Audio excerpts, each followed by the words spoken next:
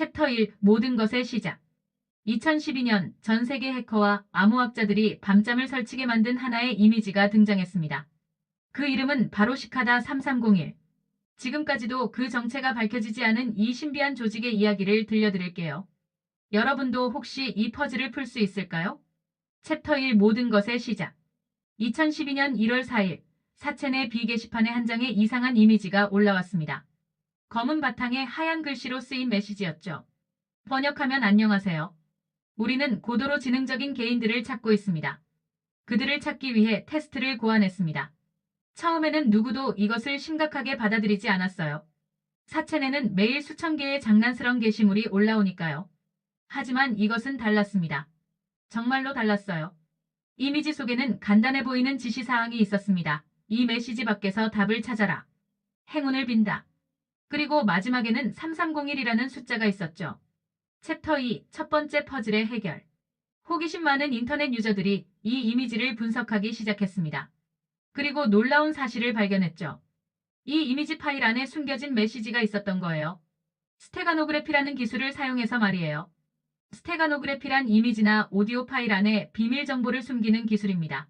숨겨진 메시지를 해독하자 새로운 지시사항이 나타났습니다. 아웃가이더스 북의 특정 페이지로 가라. 그리고 한 웹사이트 주소가 주어졌어요. 그런데 이 웹사이트도 그냥 텍스트가 아니었습니다. 또 다른 암호였죠. 시저 암호라고 불리는 고전적인 암호화 방식이었습니다. 알파벳을 일정한 숫자만큼 밀어서 암호화하는 방식이에요. 챕터 3 복잡해지는 미스터리. 첫 번째 암호를 푼 사람들은 더욱 복잡한 퍼즐과 마주하게 되었습니다. 이번에는 레딧에 새로운 서브레딧이 만들어져 있었어요. 그 안에는 마야 숫자로 된 암호가 있었습니다. 마야 숫자를 해독하자 이번에는 책에서 특정 단어들을 찾으라는 지시가 나왔어요. 그 책은 윌리엄 깁슨의 아웃사이더라는 소설이었습니다. 하지만 여기서 정말 소름 끼치는 일이 일어났어요. 전 세계 여러 도시에 실제 포스터들이 나타나기 시작한 거예요. 파리, 서울, 하와이, 마이애미, 바르샤바. 이 모든 도시들의 QR코드가 그려진 포스터가 동시에 붙기 시작했습니다. 이건 단순한 인터넷 장난이 아니었어요. 실제로 전 세계적인 규모의 조직이 움직이고 있었던 거죠. 챕터 4 전화번호와 음성 메시지. QR코드를 스캔하면 또 다른 암호가 나왔고 이를 풀면 여러 개의 전화번호가 나왔습니다. 전 세계 여러 나라의 전화번호들이었어요.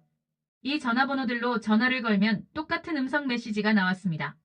기계음으로 된 목소리가 일련의 숫자를 읽어주었죠. 그런데 이 숫자들을 분석해보니 또 다른 암호였어요. 이때쯤 되자 전 세계의 암호학자들과 해커들이 본격적으로 이 문제에 뛰어들기 시작했습니다. 인터넷 커뮤니티들은 24시간 내내 이 퍼즐을 푸느라 난리가 났어요.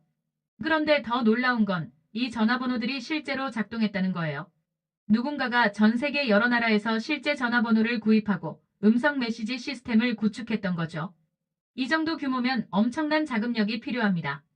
챕터 5 더욱 깊어지는 암호의 세계. 전화번호에서 얻은 암호를 풀자 이번에는 라틴어 문장이 나타났습니다. 디비너티 위딘 네이처, 네이처 위딘 디비너티. 신성함은 자연 안에, 자연은 신성함 안에. 이 문장은 연금술과 관련된 철학적 개념이었어요. 그리고 이것이 또 다른 웹사이트로 이어졌습니다. 새로운 웹사이트에는 룬 문자로 된 메시지가 있었어요. 룬 문자는 고대 게르만족들이 사용했던 문자 체계입니다. 이를 해독하자 또 다른 지시사항이 나왔죠. 이때부터는 정말로 극소수의 사람들만이 따라올 수 있었습니다. 고전 문학, 철학, 수학, 컴퓨터 과학, 암호학까지. 거의 모든 분야의 지식이 필요했거든요. 챕터 6 선택받은 소수. 약 한 달간의 퍼즐 해결 과정을 거쳐 마침내 최종 단계에 도달한 사람들이 나타났습니다. 하지만 정확히 몇 명인지는 알 수 없어요. 추정치로는 10명에서 20명 정도로 보입니다. 이들에게는 개인적인 메시지가 전달되었습니다. 그리고 놀랍게도 일부는 실제로 시카다 3301과 연락을 취했다고 주장했어요. 하지만 여기서 정말 소름 끼치는 일이 일어났습니다. 이들 중 누구도 자신이 시카다 3301과 어떤 대화를 나눴는지 공개하지 않았어요. 마치 비밀 유지 서약을 맺은 것 같았습니다.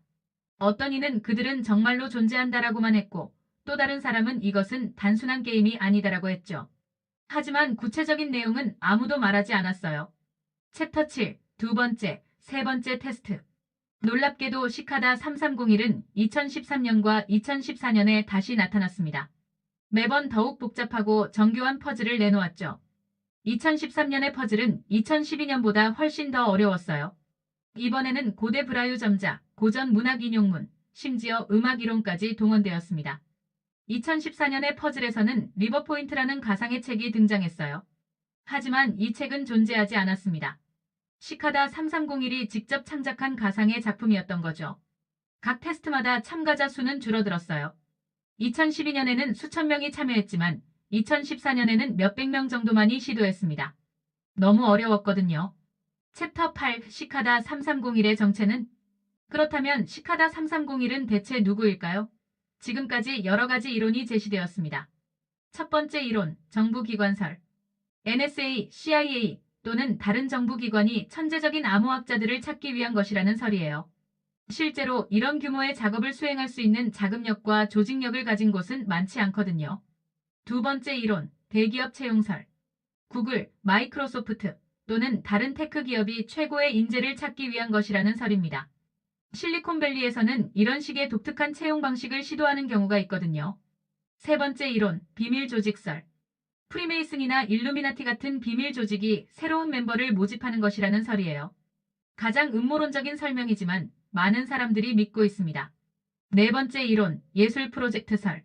어떤 예술가나 예술가 집단이 인터넷 시대의 새로운 예술 형태를 실험하는 것이라는 설입니다. 챕터 9, 선택받은 자들의 증언.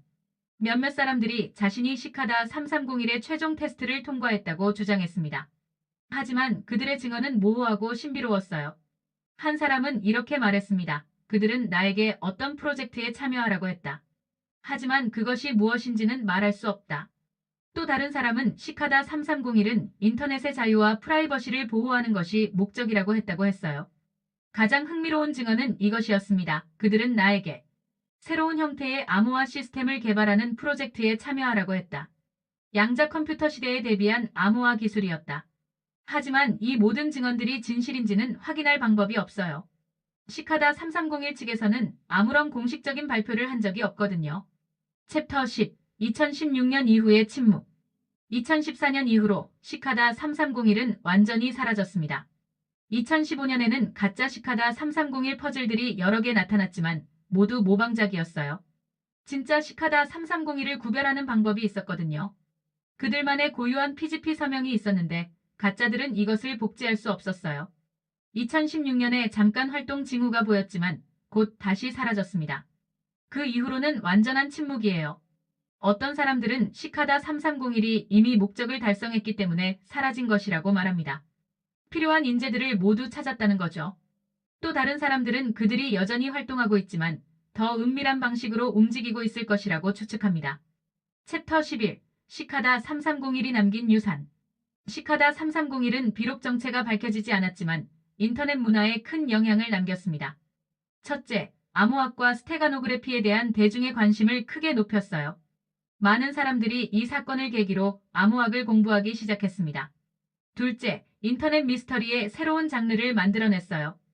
ARG라고 불리는 장르인데 현실과 가상을 넘나드는 퍼즐 게임입니다. 셋째, 인터넷에서의 집단 지성의 힘을 보여줬어요.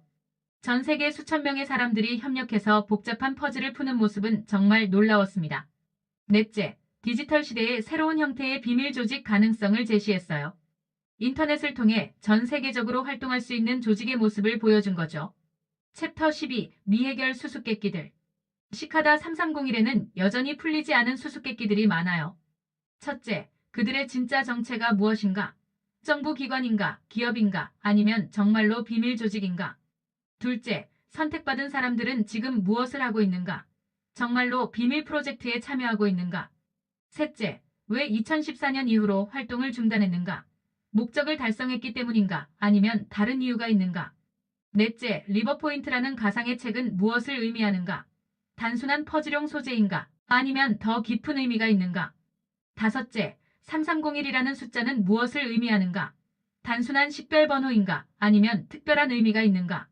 지금까지 인터넷 역사상 가장 미스테리어스한 사건, 시카다 3301에 대해 알아봤습니다. 이 이야기의 매력은 아직도 그 결말을 아무도 모른다는 것이에요. 혹시 여러분 중에 이 퍼즐을 도전해보고 싶은 분이 있다면 아직도 온라인에 자료들이 남아있어요. 하지만 주의하세요. 한 번 빠지면 헤어나올 수 없는 매력이 있거든요. 전 세계 수천 명의 사람들이 이미 그 매력에 빠져버렸으니까요. 여러분은 어떻게 생각하세요?